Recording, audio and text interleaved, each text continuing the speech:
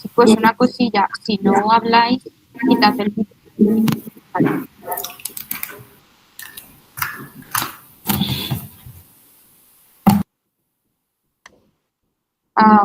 Hello, everyone.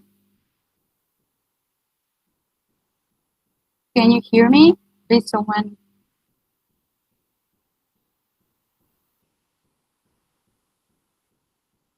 Okay, so welcome everyone to this webinar on the youth perspective on discrimination, racism, and xenophobia, brought to you by Acampa Madrid and ESN Madrid. Acampa Madrid is an NGO composed of students whose main goal is to raise awareness about refugees, migrants, and human rights. It is also part of a larger group of the International Acampa Network, and it also has presence in Acampa, A Coruña, and Brazil. On the other hand, we have ESN Madrid, which forms part of the Erasmus Student Network, and this is basically the association which welcomes you when you go on exchange to another country or city, and they are the ones that try to make you feel at home by creating activities, being their friends, and guiding you through some university procedures. And today we have two magnificent speakers, Sarahi and Viviane, who will give us some theoretical framework on how, this issue of racism, xenophobia, and discrimination. And later we will have a debate, and I encourage you all to participate because I believe that we'll have different perspectives on this. And yeah, I will introduce the speakers, and then I will ask them some questions so that they can continue with their peers and so on. So Sarahi Boleko, she's a graduate student in the Master of International Relations and African Studies, and centers all her investigations and activism in social movements. Anti-racism, migrations, feminisms, and decoloniality. Then we have Viviane Ogou, who is a young Afro-Catalan student pursuing a master's in international security. And she is a delegate for Spain in the Congress of Local and Regional Authorities of the Council of Europe, and also is the founder of Puerta de Africa Association and an activist for fundamental human rights. Then after their presentation, as I said before, we will have a debate, and I really hope that you all engage in it. And Viviane, Sarahi, thank you so much for joining us today. And I would like to ask you my first question, that is for Sarahi. To understand racism, it is important to define properly the concept of race.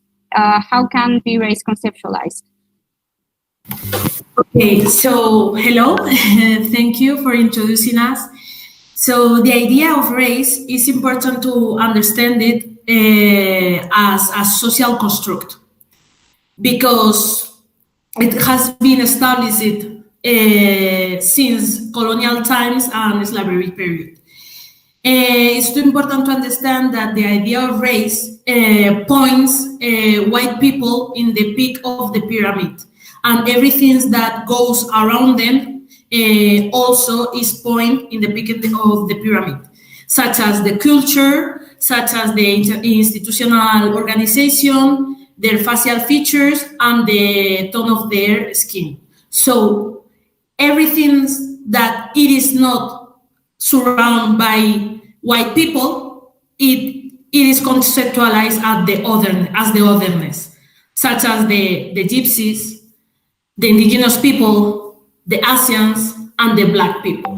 Everything that surrounds these people of color were situated below this pyramid, and white people were considered superior just because of all of these characteristics that point them in the first category of the human civilization. This is important to understand because without this idea of race, racism cannot stay alive until these days. As this idea is a social construction that we have been socialized and we have normalized until nowadays, racism can still be in a system of oppression that we can understand as the more white you look, the more occidental you look and you act, the less racism you will suffer. And that is also understood as colorism, which is also a category of racism. So it's important to understand this idea of race because without it, racism and all the systematic discrimination that people of color has been suffering, black people have been suffering, indigenous people have been suffering, cannot exist. So I think that I try to explain myself a little. So thank you.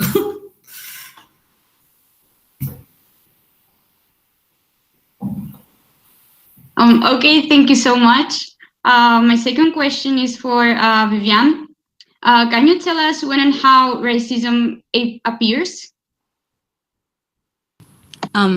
Thank you, Acampa Madrid, for the organization of this webinar. I think it's very important that we are debating these things more than ever, right? So thank you for your question. Yeah, I think it's important to conceptualize racism within the framework of history, because this helps us to understand how it's been constructed, how it's been built.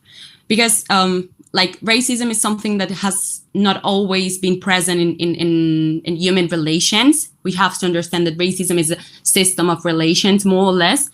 And sometimes we believe that when we talk about racism, we are focusing more in questions such as discursive questions, like we understand racism more related to the discourse of, for example, far right wing parties, or that persons that concretely have an ideology that goes against people of other nationalities and ethnic groups. But that's not like this. Like the racist discourse is a construction that has been, as I said, constructed, but to say it somehow a posteriori, after the appearance of racism as a system itself.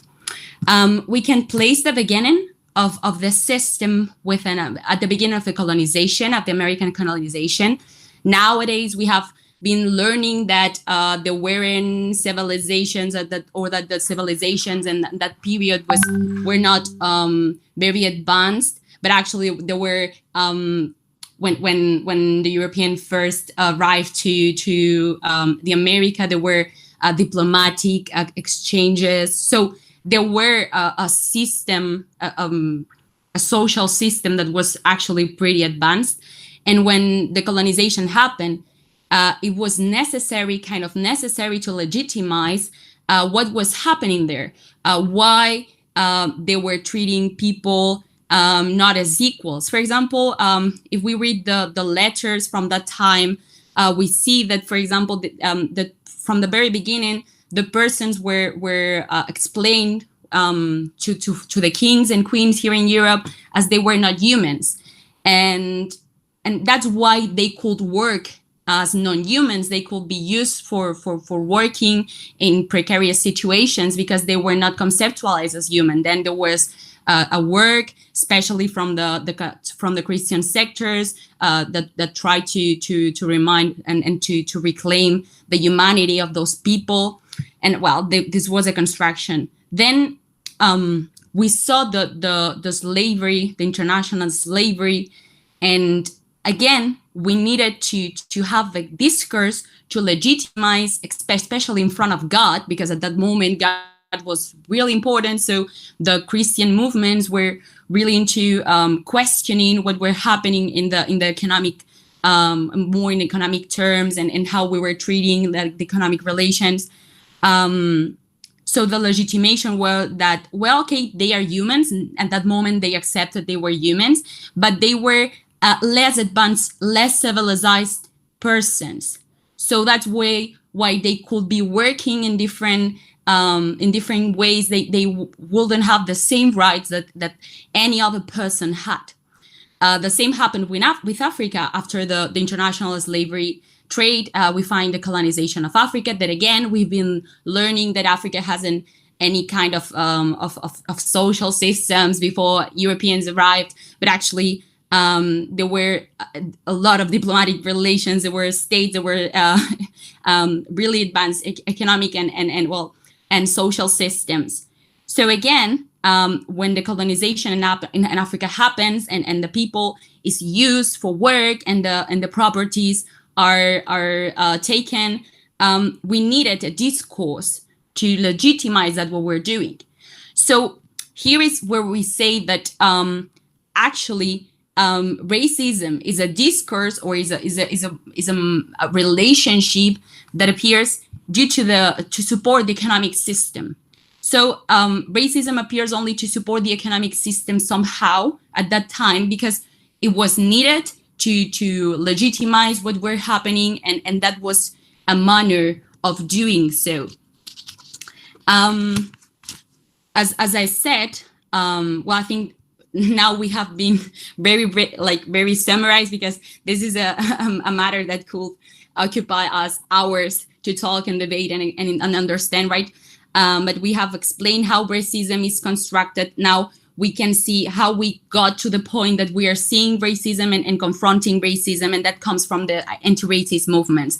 I like to say that the anti-racist movements began right after the colonization of the Americas, when I told you that the Christians were asking for the persons living in the Via Yala, to the indigenous persons, to be understood as humans. So for me, that's the beginning somehow to understand to the anti-racist movement, a very primitive one, but I think that's the first step.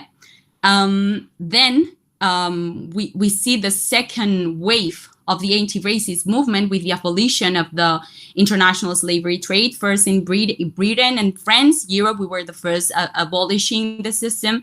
And then in the United States, that, as you know, the northern states didn't want wanted to abolish the system of slavery, while the southern states didn't want to. That's one of the main reasons of the American Civil War. And again, here we can see how, and I'm gonna end soon, how this is actually built up on the economic system, because the only reason that the northern people were actually willing to give more rights, actually to give the category of citizens and not the category of only human capital for production to Black people or Hispanic people that were coming from Southern America, was because they had different economic systems. But well, that's another thing. Then after the abolition of slavery, we find that there was segregation. Black people were citizens, but citizens with no full rights, right?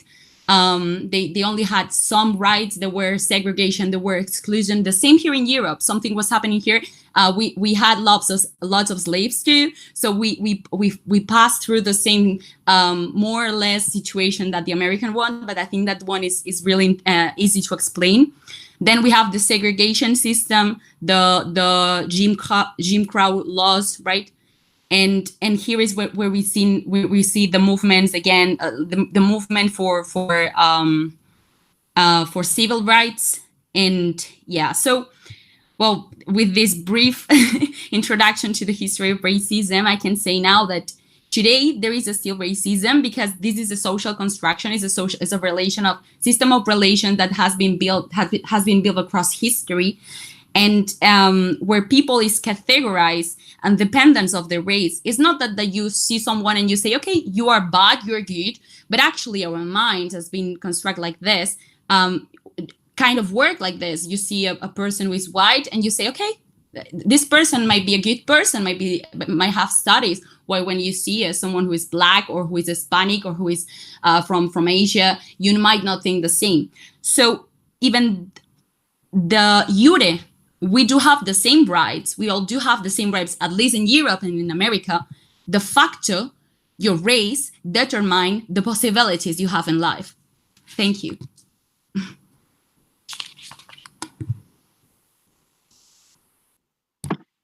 Thank you so much. My third question would be for Sarahi, and which are the differences between racism, xenophobia, and discrimination? Okay, thank you. So, as Viviane has well explained, the social construction of racism, the main difference between racism and xenophobia and discrimination is that racism is a systematic oppression that is still being alive because of because it has been constructed by history.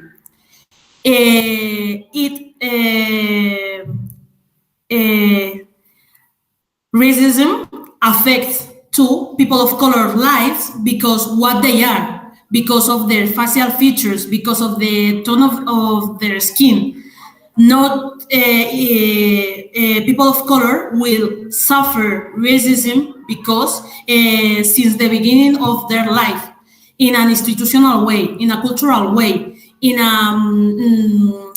a political way, in a cultural way. I say that already, but it's important to understand this. Racism is a structural discrimination and systematic. Racism won't be happen just once in time in your life. It will happen during your life because because we are a person of color. Because I am a black woman, I suffer racism. I don't suffer racism once, but in a systematic way. Okay, but this differs from xenophobia.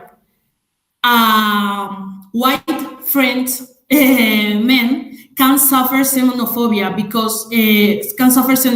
here in Spain because he's a foreign here in Spain.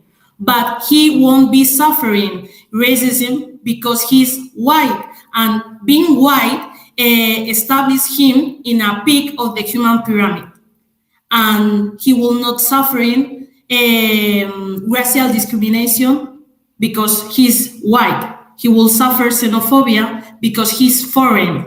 He's from another country. And finally, discrimination. The concept of discrimination. We have to understand that every human being can suffer discrimination, but not in a systematic way. Not in a systematic way that racism manifests in the life of the of the people of color. Okay, this is important because a white woman can go to Uganda for volunteering and can be suffer a kind of discrimination because what she is. Okay, but he won't be suffering racism in Uganda because she is white. He may be suffering discrimination. He may be suffering xenophobia, but he won't be suffering racism. This is important to understand because sometimes we confuse these terms and we think that racism can be experienced by everybody. But no, this is a system that only affects people of color because the social construct that racism has been. asking. So that is.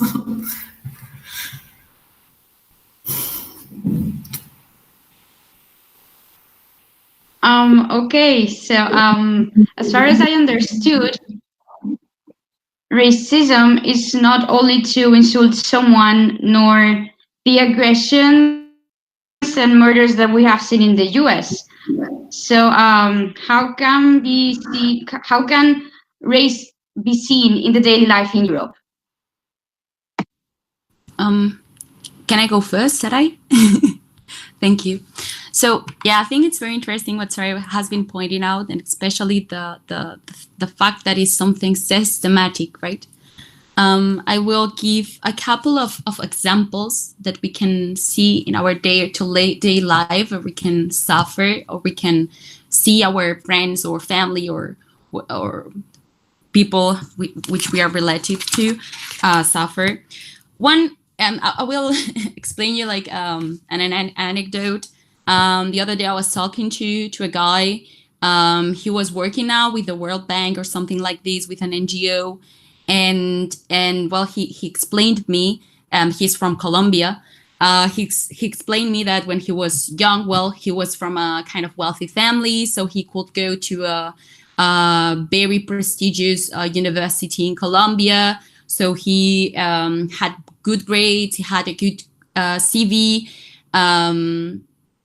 But whenever he tried to enter to the market, to the labor market in another country, he found himself with a wall. He was one of the best students of his university. He was really spectacular, like a really good guy, right? And when he asked for counseling to see why he wasn't accepted in any enterprise, he wasn't receiving answers to the inquiries for work, etc. And when he asked for counseling, the person told him, "Wait, you have to understand that you come from a Colombian university. You see, they are not even considering your CV because you come from Colombia." So that's one day-to-day thing that we can see, for example, in racism, that if you are from one of those countries which are considered less, you are seen and you are perceived as less. So you won't be given the same opportunities, because people won't think, okay, well, he comes from that kind of university, or well, he comes from this country. He might not be that good as could be a white person or a person from here. Another example, now here I'm gonna citate the Harvard Business Review, something I like a little bit. They talk about the possibility that a person of color can have to go up to the ladder of responsibilities within an enterprise or in a government or wherever, right? And that's because you have to adapt, right? If you are seen as a foreigner, if you have like another skin color, or if you come from a country that is not considered good, but because, for example, we can see, this is a really interesting difference, how Japanese generally doesn't suffer the same racism that might suffer a Chinese, for example. And that's because of the international relations that has Japan and the US, that positions Japan in a good position in the international system, blah, blah, blah. That's very long. So you won't have the same opportunities to have the same jobs. You won't have the same opportunities to have a position of responsibility. I think that's these two examples can conceptualize it properly. I don't know if Sarahi wants to add something. Thank you, Viviane. There are good instances. Also, as an example, could be this summer I was looking for rent a house. So my mother tongue is Spanish, and while I was looking, I called to rent a house.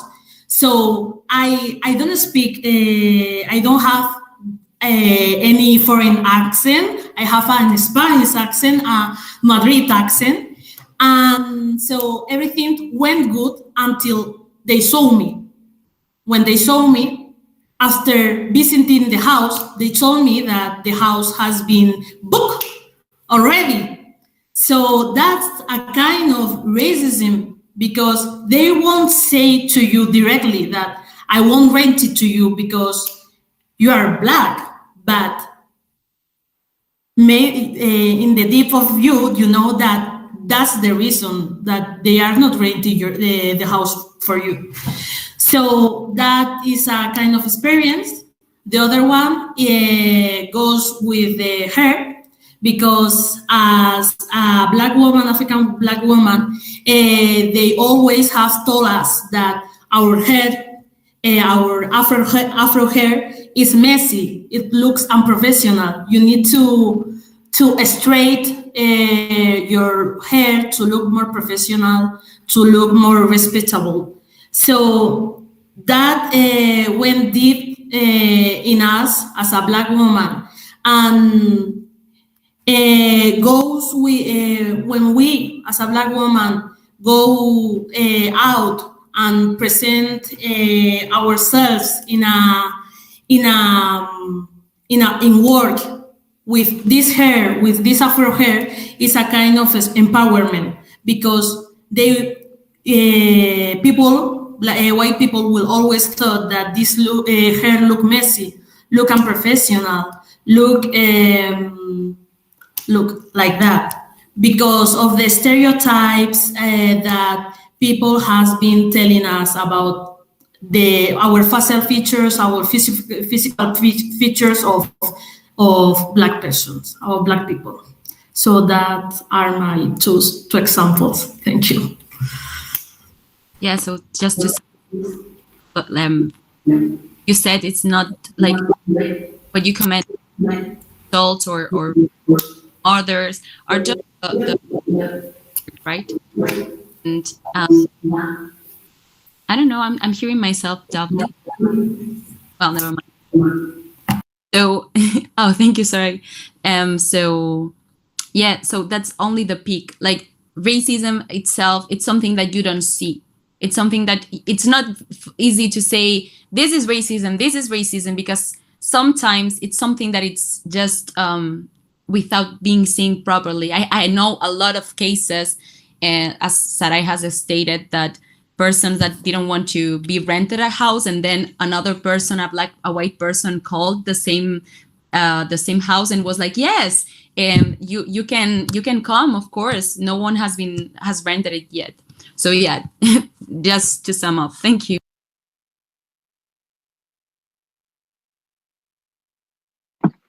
Thank you so much, girls, for all these personal experiences. I actually can relate to some of them, but yeah, that's we can leave that for the debate if it happens to be talked about. And now, after the presentation, as I have said before, my colleague Martin Machio, who is a tourism and business administration student, will introduce some questions so that we can all start talking about the topic and discuss different ideas. Hi guys, thank you Ifi and Sarahi and Viviane. So yeah, we're going to start with the question part, okay? Now I will ask 5 questions to our participants, and they will answer as they like, okay? If anyone wants to be first, please tell now. So now the questions are going to be, have you ever experienced a situation like this, like the ones Viviane and Sarahi have talked about? The second question, what do you think is the main problem with racism, xenophobia? How would you change things? Which is the most effective way to eradicate racism? And if does education play a key role in eradicating racism? And what are your future expectations? Sorry, about racism eradication. So, who wants to be the first one answering these questions? I could go first. Okay. Okay. Yeah. First of all, I would like to express my appreciation for the invitation to this webinar. I thank Acampa Madrid as well as ESN from University of Rey Juan Carlos for inviting me. It's a pleasure to be here. Concerning the first question, so have I ever suffered once because of racism? I would say regarding my life in Europe, and mainly focusing on my life on Germany and Spain, the two countries where I spent most of my time here in Europe, I can tell that I have never really experienced any type of discrimination against myself due to racism. At least there was no apparent nor explicit racism, I think. Of course, there were instances in my life when I did experience discrimination against myself, but due to other reasons, I think, for being a little bit different here and there, but I think certainly not because those were caused by racism. But having said that, I probably, not 100% sure, did experience light forms of racism when I was conducting a semester abroad in Japan. For example, people just looking at me in a strange way or changing seats in the trains after me having chosen a seat, or even not desiring to speak to me. These were like, not, I don't know, maybe light forms of xenophobia or racism that I've experienced, but that was in Japan, being, of course, not a Japanese person. Should I go on with the next questions, or? Oh, okay. Yeah, you can go. Okay, then what is the main topic about racism? What is the problem of racism? I think, generally speaking, racism can lead to, first of all, to a lack of mutually benefiting cooperation. This is the baseline, where you perceive as someone not being the right person to cooperate with just because of his skin color. This is like the mild form of racism. But of course, there are also more severe forms of persecution, as we have seen throughout history and sadly continue to see nowadays. But I would like to elaborate my own belief a little bit that potentially racism is a part of human nature itself, which means that I think, from my perspective, that the problem lies within the character of humans themselves a little bit. Generally speaking, I believe that there are many studies nowadays that focus on socially acquired racism. That means that racism within people could be caused, or perhaps is caused, as a result of their upbringing, wrong education, or societal structures, right, that perpetuate this type of behavior. While I don't necessarily want to disagree with this notion, I really do hold the belief that people can be substantially influenced by education and socialization. I also tend to uphold the importance of innate psychological factors that may have been the product of our evolution as humans. So in no way, shape, or form I can be considered a psychologist. And having established this fact, still I would like to offer some possible key factors rooted in basic human psychology that can lead to racism. And maybe some of you consider my viewpoint a little bit pessimistic, my viewpoint about humans. But as we probably all know, the human way of taking decisions is not completely rational, right? Our way of reasoning can be divided, I think, into two main parts: in the more rational thinking part, as well as in the more emotional and thought pattern driven part. And one of these patterns, which probably has to do with racism, is the so-called in-group, out-group bias. There have been conducted multiple studies on this issue during the last decades. Experiments, for example, by the scientist, I think his name is Henry Tajfel. I think that's the right way to pronounce him. It was found by him and his colleagues that even slight arbitrary differences that can be used to distinguish groups. For example, people of one group clothing themselves in a certain way, and the other people clothing themselves differently. Only those arbitrary differences are enough to be the ground for prejudice and resource allocations in favor of the own group over the other group. So prejudice towards people that are different from ourselves, not just based on race, seem to be part of our human nature, which in return means that our nature is part of the problem as well. To sum up a little bit, I would say for some people, foreigners are just not included within their perceived in-group. There are some people who can be considered racist people who don't perceive that the foreigners of different skin color, different nationality, don't belong to their own group. They don't feel that emotion. They don't follow that thought pattern. And probably based on this imperfection of human thinking, it is possible that racist ideologies may thrive and racism becomes systematic, which would be a typical interaction between nature and nurture. I think without the biological factors, it wouldn't be possible for any kind of systematic racism to exist. I think it is also rooted in the biological part of our human nature. So you've asked the question, how would I change the things? If you consider my reasoning to be correct, as I've said, I'm not a psychologist, I'm a business administration student. But if you consider my reasoning to be correct, in that case, I think the answer would be as follows. We should be trying to minimize the effects of the so-called in-group, out-group bias.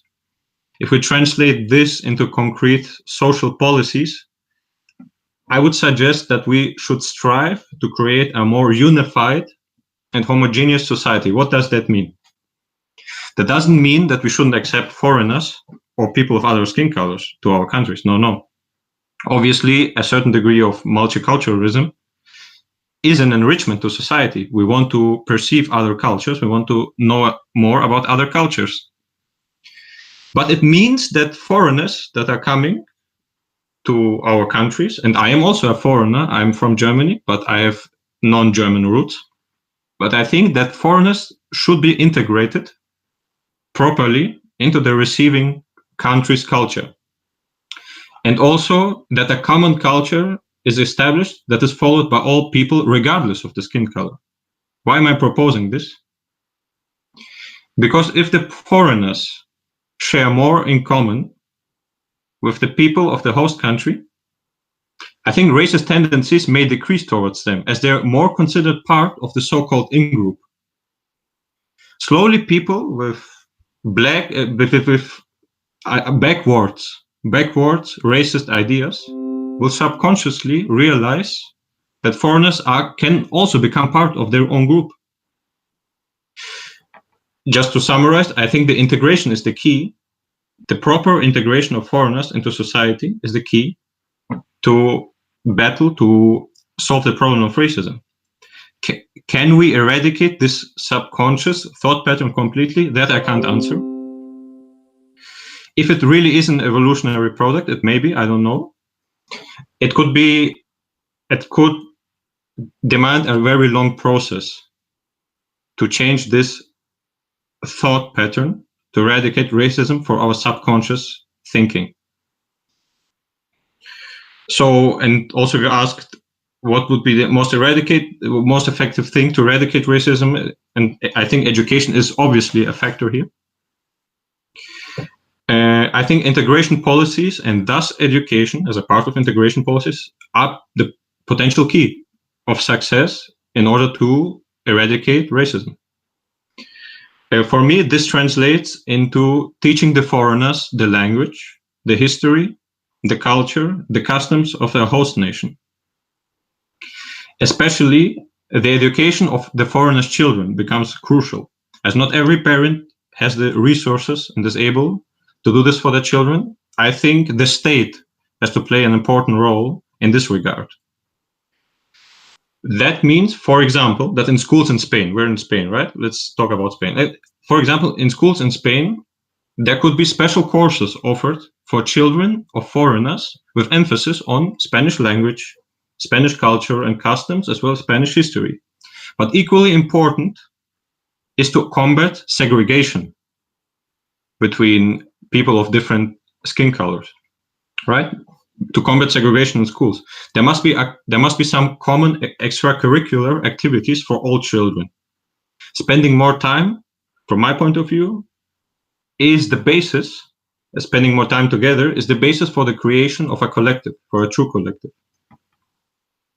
And overall, as I've said, I think schools could play a major part in this type of education of people of all colors to create a more homogeneous, in the sense of more collective society.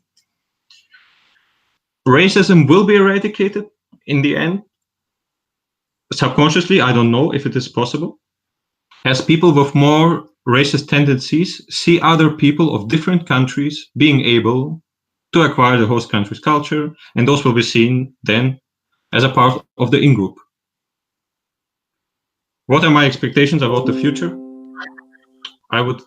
Sorry, Ruslan. Yeah. We have some questions in the chat and some comments. Okay. I'm going to read them, and then you can guys tell your opinions about it. And yeah. I think that there were some people that wanted to talk now. So the first comment made was by Zeltia Mato, and it was basically if you were saying that racism is natural in the human being as being something inherent. I mean, is that what you're trying to say? Can you repeat the question? Is he saying that racism is natural in the human being as inherent? Thank you for the question. I think without a biological basis, there couldn't be social racism. So there has to be some kind of inherent bias, subconscious bias in human perception that makes racism possible. Why am I saying that? Because imagine if we have a world without racism. I think cooperation is mutually beneficial, right? Why should I discriminate against someone just because he has another skin color? I could be creating with him. I could build a house with him. I could produce with him goods. I think that's why. So for me, racism is not a logical thing. It has to do with the subconsciousness. That's why I think there has to be a biological root. What I've said is there is a bias in human perception that probably has a link to racism, but also to other types of superficial discrimination. So it can be racism, but it also can be, oh, this person dresses in another way than I do, so I discriminate against him. Or this person likes different music, and then I create prejudice. And I think racism builds on top of this bias in human perception. That would be the answer. Okay, so we had another comment from Marina, who basically said that the debate about race should not be eliminated from public discourse. It gives a chance to those who still look up when the so-called less important ethnicities walk by to not choose ignorance. Superior races do not exist, so I disagree with the statement that it is a psychological issue. I believe it is simply ignorance and fear of what is different, which sadly prevents from cooperation. Yeah, that's it. I think that if anyone wants to say something about it, he can do that. But I think that also Viviane wanted to say something, so you can go ahead with it. Okay. I think you made really interesting points. Russ, it's your name, Russ or Ian? Excuse me. It's Ruslan. Ruslan. Ruslan. Okay. Yeah. Nice to meet you. I think nice to meet you as well. I appreciate it. Yeah. Thank you. I think you made really interesting points, and that you try to give a psychological reasoning to the fact that there is racism, but from my point of view, from the point of view of the international organizations, and from the point of view of the people that can actually say and actually say to suffer racism, we have to understand that racism is not a behavior itself, but is a social construction. You cannot have direct. You cannot give direct threats to racialized persons of colors and be racist. Me myself, I'm sometimes racist. And regarding what you were saying about the integration of foreigners, I'm not a foreigner. For example, and I do suffer racism. My mother, she's white. I've been raised in a white family, Catalan family. Actually, we talk Catalan at home. And my father who is from abroad. I'm mixed race, but I still suffered from racism. I don't need integration because I never need integration, but I still suffered from racism. So it's not a matter of integrating people from abroad, because it's not a matter of migration. Migration and racism go separately, and of course for xenophobia, we can say that of course integration of migrant people is important, but they are generally integrated. So we cannot blame people who actually do the effort for integrating in the welcoming society, because anyone who travels to another society generally tries to integrate because is trying to have a better life and live in the frameworks of the place they arrive to. But actually, it's not a matter. We cannot blame the people who come from abroad for ideas that we have been socializing for a long time. So from my point of view, and I'm gonna end, of course, because I would like to hear everyone else. Racism, it's not connected directly to migration, because as I said before, racism began with colonization, and that's actually a form of migration, but very different from the one we're suffering we're living today, right? It doesn't begin because persons moved to Europe, but actually because of the contrary, because persons from Europe moved to another regions. And well, I think it's important to clarify that, because I felt that you were actually saying that racism doesn't exist, and I think that's very harmful, not only for this discussion, but also because there is people who is directly dying because of this. In the United States, you can say that the person who are dying and who are being shot by policemen have to integrate because they are Americans.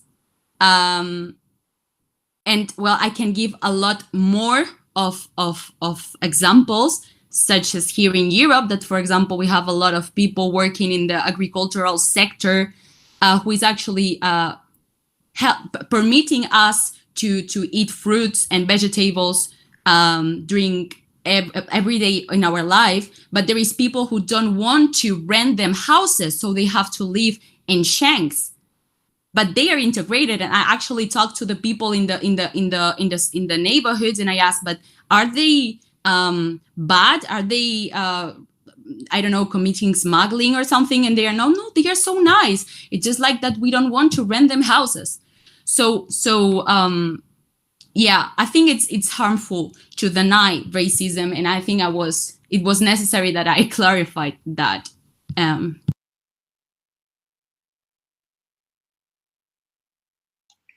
Should I answer? Thank you so much, Viviane. I would say that the rest of the participants could say their opinions as well, so we can all express our beliefs. Is anyone who wants to go ahead with it?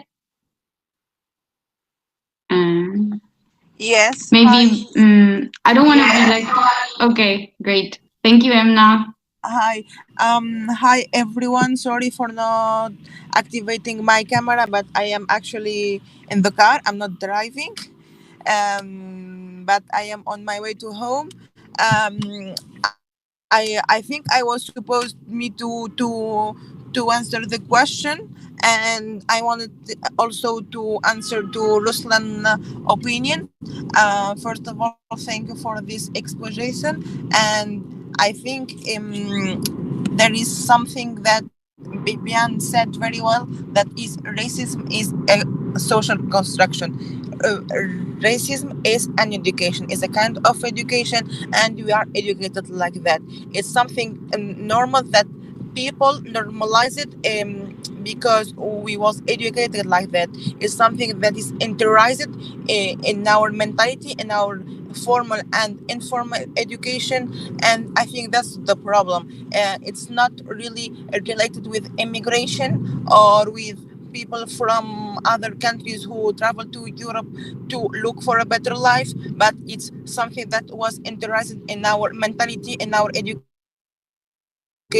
and and the mostly European, or if you want to say the North policies. And if I can answer some of the questions that Martin said, because I am talking today like as an ex-international student in Madrid, where I enjoyed my Erasmus Plus mobility. I'm from Tunisia, so from a country which is seen like different for European, a Muslim country, an Arab country from North Africa. So I didn't suffer directly racism, but it was indirectly. And when I by indirectly, I refer to question like why you don't wear hijab, why in your country you do the Ramadan, why do you drink alcohol, do you eat pork, do you date guys. I think that kind of question are indirect racism, and this question comes from these interest stereotypes, cliches that we have, and that the most of the society have about other societies. And I think this is the real problem, because we don't look for information about other people, about other societies, black societies, Arab societies, Asian societies. No, we just listen to some cliches, to some stereotypes, and from that we have this social construction, and I think this is the main problem. And if you want to change the things, we have to educate ourselves. There is a formal and informal educate. We have to read about other societies. We have to open our minds to share with other people opinions, to see how they live, how they came like that, what's their tradition, what their history, what their religion, because we have to educate ourselves, and we have to see more than what we see in the media, what we listen from authorities, and that's how we can eradicate racism.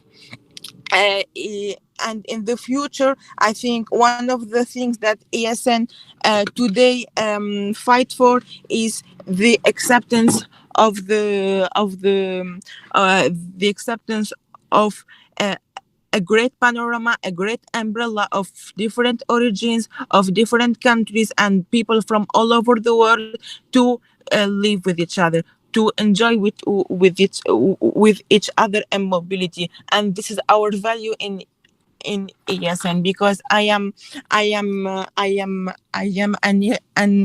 an ESNer also, because I enjoyed my mobility, and thanks to ASN I didn't really suffer xenophobia. I didn't really suffer racism, and I really believe that is our duty, this generation, to change the things and change the mentality and the whole thing. So I am talking today like an international student who enjoyed her mobility in Europe, and like an ESNer, and what ASN fight for, and what is the main objective of ASN to really convivate and collaborate with all over people from all over the world, no matter your identity, no matter your origin, no matter the aspect or your physique or your religion, because this is what we are fighting for. We are the future. We are this, and with this generation, we are going to change so much things. So that's it.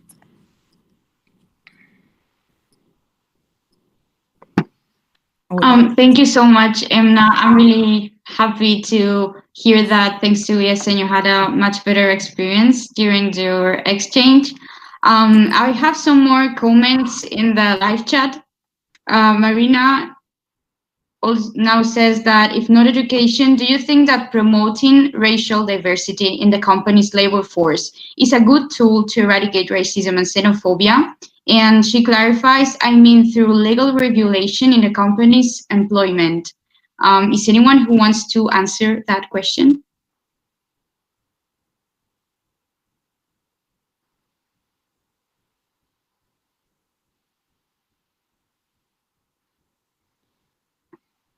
Well, okay, then if you guys don't want to answer. Okay, so if not education, do you think that promoting racial diversity in the company's labor force is a good tool to eradicate racism and xenophobia? Yeah, it's a good tool in order to include people of color in labor, because they are being discriminated because of their skin color, because of these stereotypes, and it is also a way to include these people into the labor, and it is a good manner that can be added also to educating, like Black empowerment, the people of color empowerment by professional links.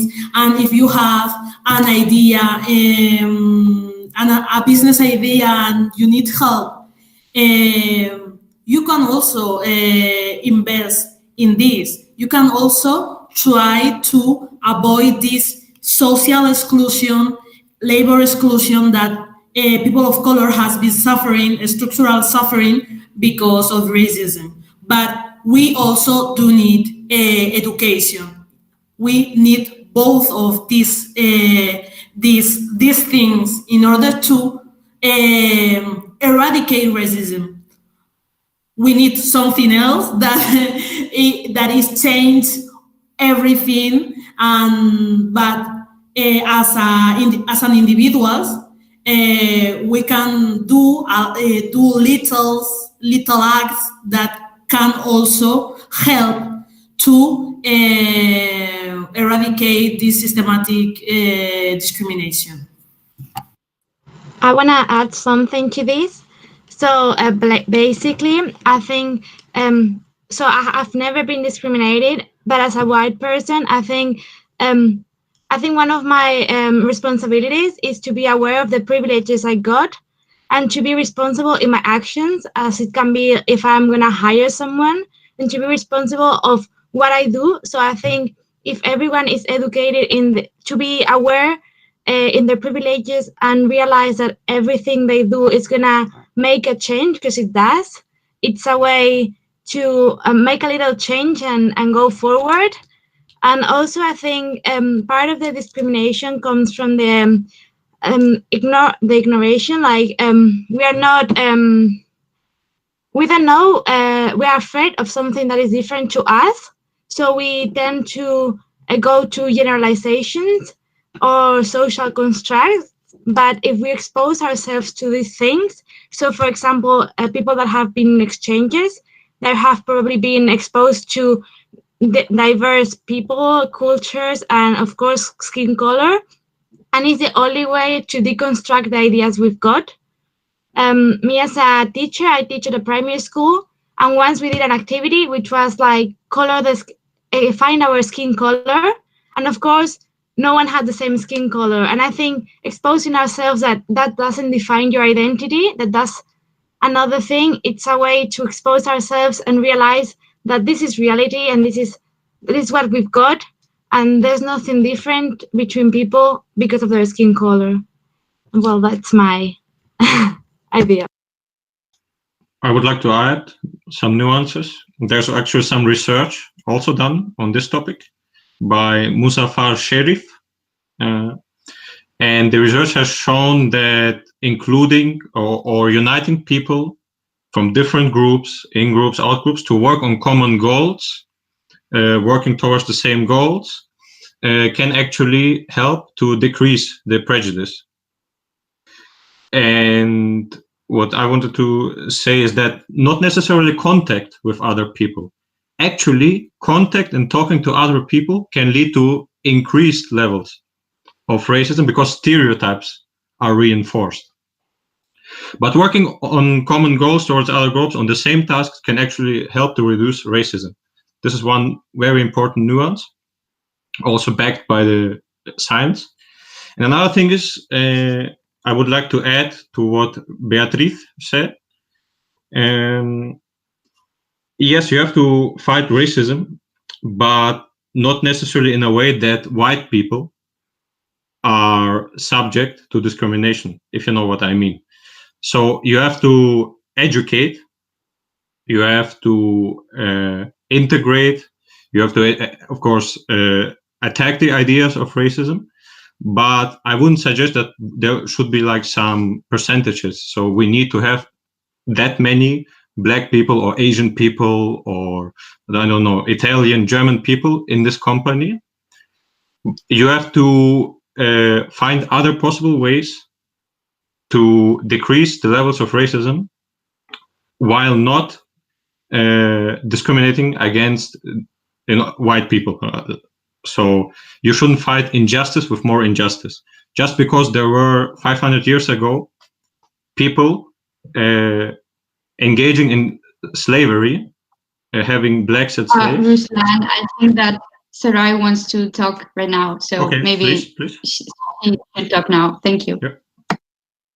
So what Beatriz has been saying, and also Emna, and also I, we have been saying that in order to include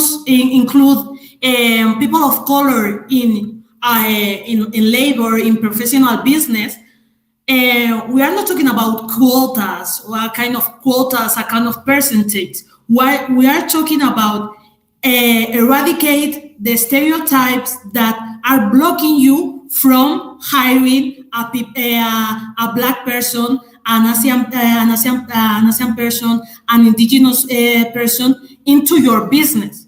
That's what we are trying to say. You have to eradicate all these stereotypes that are blocking you in order to hire people of color. We are not talking about establishing some quotas, necessary quotas, but it's important to understand that the people of color are excluded from professional work, and because of that, they are being discriminated. And by including these people of color into professional work, we are not discriminating white people. We are just giving people of color the same kind of rights that white people has. So that's all. I perfectly agree with you. Just one sentence. I just wanted to focus on the point that when trying to promote people of different races, you have to be cautious not to do it in a way that, for example, the privileged white people are discriminated against. I just wanted to say that you have to be cautious to not fight injustice with more injustice. That's it. First of all, reverse racism doesn't exist. Reverse racism is not an actual thing. What you're talking about is just saying that because they make companies like you have to have a certain percentage of women, for example, in positions of power, doesn't mean that they are discriminating against men. Sexism is mostly towards women. Also, another thing I disagree a lot about what you said, which was something that you contradicted yourself with, was saying that immigrant people should be put into some special kind of course to be taught culture about Spain. I'm an immigrant child. I came when I was 2 years old. I don't need that. I've been shoved Spanish culture, Spanish language to me since I stepped for the first time foot in Spain. I don't need that. What needs to be done is to teach the people from the local place how diversity is important, how other cultures are important, how multiculturality makes our own surroundings more, how can I say it, more complete. Multiculturality is just part of how we should be living. Just doesn't mean that if I come to Spain, I need to learn Spanish. I'm going to learn Spanish because I'm going to live here. Other people need to learn that because I have a strange name and surname, they don't have to write to laugh at me. That's xenophobia. That's not racism, obviously, because I'm white. But the thing is that just because I have a strange surname doesn't mean that everyone has the right to laugh at me, and that has happened to me my whole life. That's one part of it. Also, I'm from Armenia. Armenia, mostly the society in Armenia is very homogeneous. Most people are white, and lately these last few years a lot of Pakistani people have been moving there, and there's been a lot of racism towards them. But recently there was a war in Armenia 1 month ago, and that collective, that Pakistani collective, was one of the ones that was helping the most to try to raise money, to raise food to be sent to the conflictive areas. I was on Erasmus in Greece, and I went to Athens, and when I talked to Greek people about the area I was living at, they were like, oh, that's such a dangerous place. You're living surrounded by immigrants. What the thing is that I was not living surrounded by immigrants, the fact that there were immigrants that were not white, because later I moved to a non-immigrant area, and they would not say anything to me, but it was still all immigrants, just that they were white and European. It's all based in Eurocentrism. It's even here in Spain, we can suffer some kind of xenophobia just because we are from Eastern Europe. And for example, there's this cliche about Romanian people. They are dirty, they steal, they are blah, blah, blah. That's xenophobia. It's something that exists. It goes through education, and it has been going on for centuries. Even though you say that it's psychological, it's not psychological. It's all in education. Me, I'm from Armenia, as I have said. Armenian people are usually tend to be more racist and xenophobic than in other countries, because they don't have that multicultural fact that I'm talking about that is so important in education. And the fact is that each individual has the right to choose to educate themselves in social matters like homophobia, sexism, racism. You are the one that decides to introduce yourself to that and learn from other people who are suffering it, and they can teach you how you can improve in this kind of things. I'm a white person after all. I'm a white woman after all, and my right is to know my privilege and try to help raise the voices of those who actually know what's the problem. That's all. Thank you very much. I think you brought some very interesting points. I just wanted to add a little bit. I think there is reverse racism. As I've said, I've been in Japan. Maybe I have a different thought. White people in Japan, because I've spent some time in Japan, have a very difficult time to find a job and a place to live in. I know maybe in your concept this is not reverse racism. I just wanted to bring up an example where I think it's not racism. Okay. And the other thing is, I wanted to comment. You said it's about education and about the upbringing of people that causes racism. Certainly, you will have a point there. There can be. I didn't deny that there can be systematically fostered racism. But then I wanted to ask you another question. You say it has nothing to do with the biology, but then how do your parents are from the old Soviet Union, right? Yes. Mine also. So I want to ask you the question. I think you can add on that very interestingly. In the Soviet Union, there was, I think, a major fight against racism, right? People were educated to respect all nations, that all nations in the Soviet Union, regardless of their skin color, were equal. This was the idea promoted. Nowadays too. I've been in school here in Spain. I've been educated in Spanish schools, and they teach us that we are all equal. We're this, we're that, and then you see other people still treating you badly just because. I had a friend who was from Morocco. She was treated badly because she was from there. I was laughed at because of my name and surname because they are strange and nobody knows how to pronunciate it. That's still racism and xenophobia, even though they teach us on the fact that we are all equal. There's still that fact because we are not only based on the education we receive at schools, but also the education we receive at home and on our surroundings. And there I wanted to say that the Soviet Union had a pretty strong, some say totalitarian education. There was the feminism and anti-racism were the doctrine of the Soviet Union. Mm-hmm. Feminism and as a socialist country, it was a left country, it was a doctrine. And in the end, the Soviet Union collapsed also due to racism and xenophobia, or maybe not racism, but nationalism against the other countries. So you know the problem of Azerbaijan and Armenia, of course. Mm-hmm. It's a big disaster, humanitarian disaster. It's still active. And also the other countries, Russia, Ukraine. Mm-hmm. There was so many spikes of nationalism and xenophobia, although in the Soviet Union, anti-racism and equality of all nations was preached. So on the social side, I think the Soviet Union did a big job trying to convince everyone that you should respect all nations. They did nothing because Eastern European countries, the ones that were in the Soviet Union, are the ones that have the biggest problem in sexism, homophobia, and racism. They are still a very homogeneous society because it's all white people that live there. There is still racism and xenophobia in those countries. Actually, in the Kazakhstan and those countries, there are many Asian people.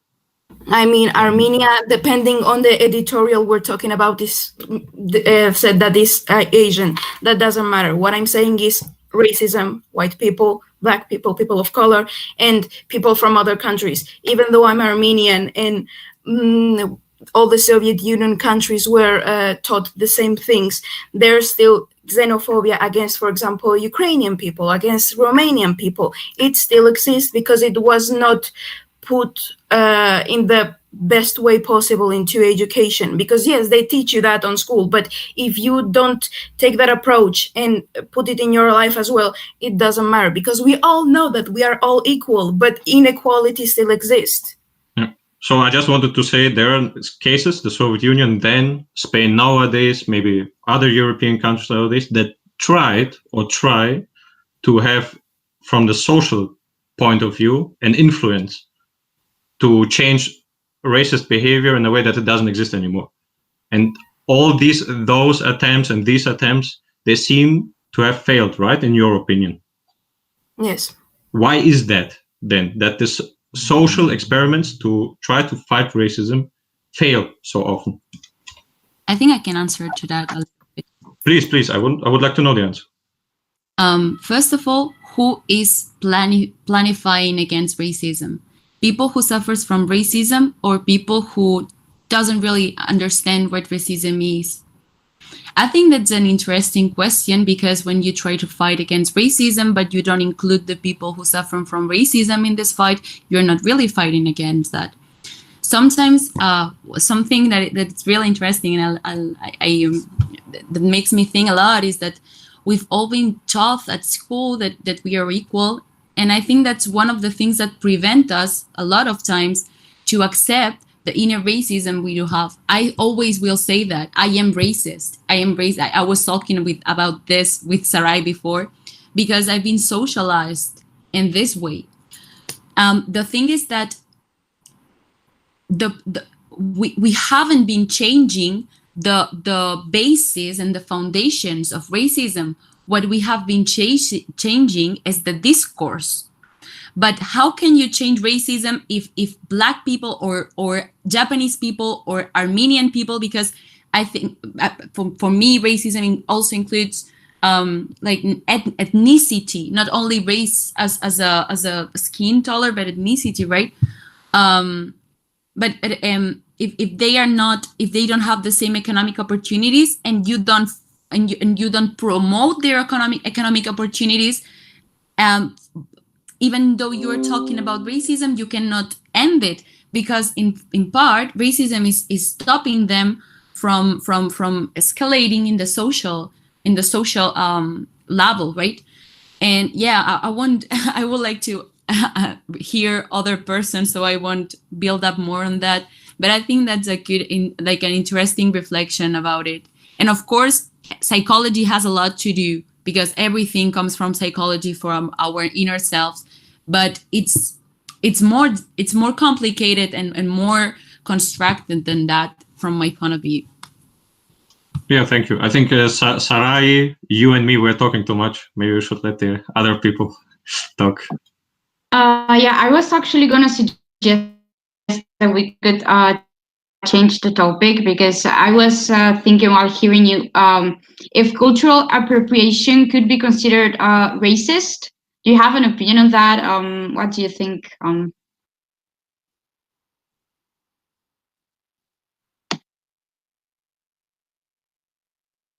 Can someone define for me the term of cultural appropriation?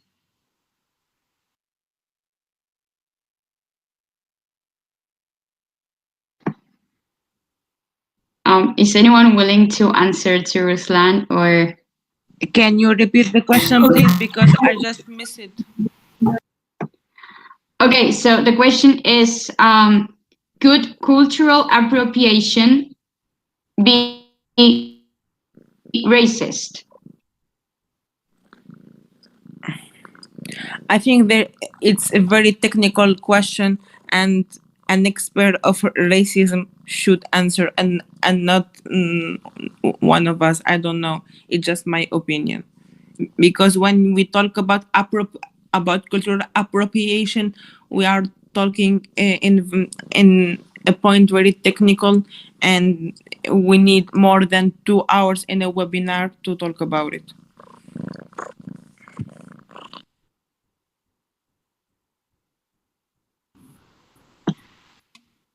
I mean, I understand that it's a specific thing to talk about, but I still wanted to ask you your opinions to see if, I mean, we are all students here in the end, so I don't think that there's a wrong or right answer. So that's why I was thinking that that would be an interesting thing to discuss. But also, I don't think that we have much more time. I mean, like, we have more or less 10 minutes. So if anyone wants to say something else, I think that that's the moment.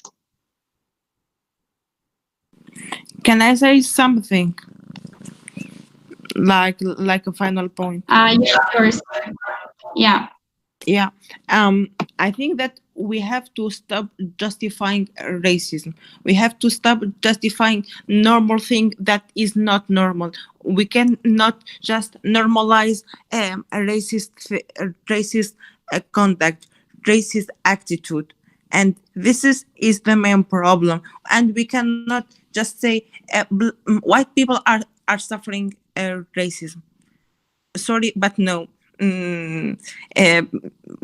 White people are suffering other things, and we have to say that the minorities, the people, and the societies that doesn't share the same color, the same religion, the same history, the same identity are marginalized and are suffering a lot of racism. And I think that it's our duty, like young people, to educate ourselves, to educate the future generation about this, to open our minds for living with each others, because no one can say what is right and what is wrong.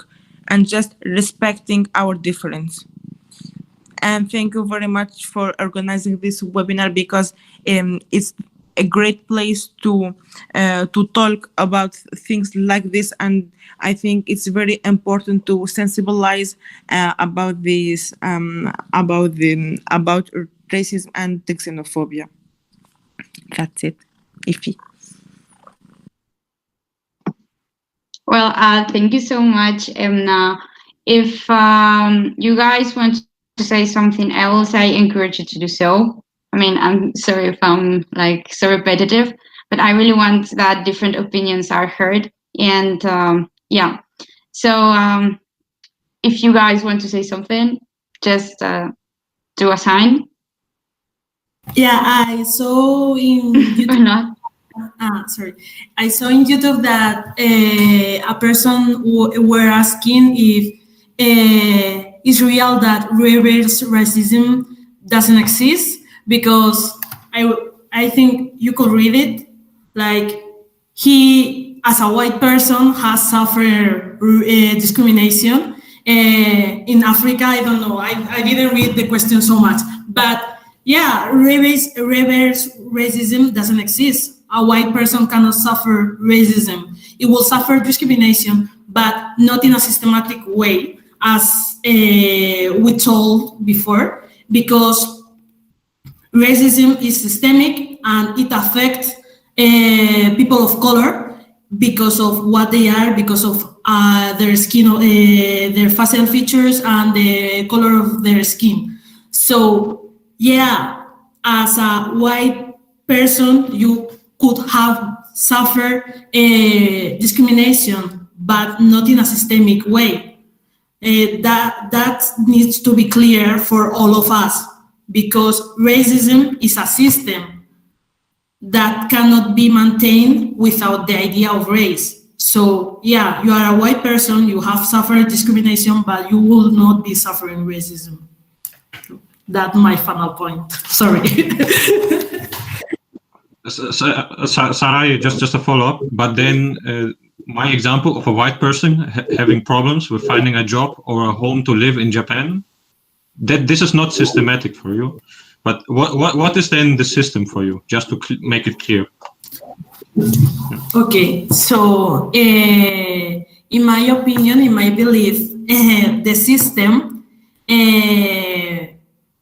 points the white people, and all of the culture, the institutional organization, and everything that in the peak of the pyramid of the civilization, and everything that is not that below.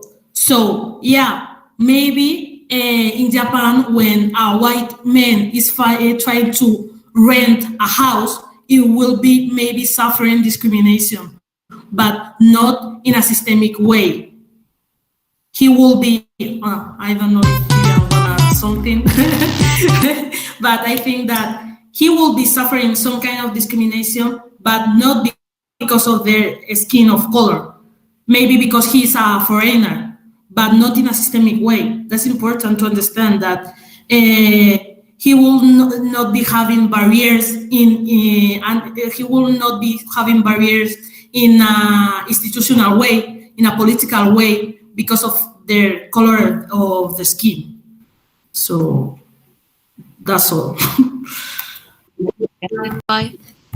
When Sarahi says systemic, it's that you might suffer racism in Japan concretely because it's Japan which have a problem with Western people, maybe, but you won't suffer from this discrimination, nor in Africa, nor in China, nor in France. But for example, a Colombian person will suffer from discrimination both in Japan, in Africa, in France, and also in Colombia if it's an indigenous person and not a white person, for example.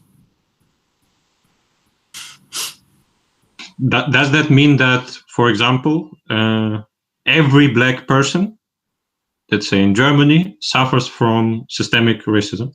Is that true? No, it's not like this. We cannot understand racism as something that personally we suffer or personally we generate, because someone might not suffer from discrimination in all her life, but as it's systemic, it means that all the people generally, it is something systemic that happens and happens and happens and happens. That's why it means it's racism. It's systemic because one exception doesn't make the norm, but the norm is more broad than that.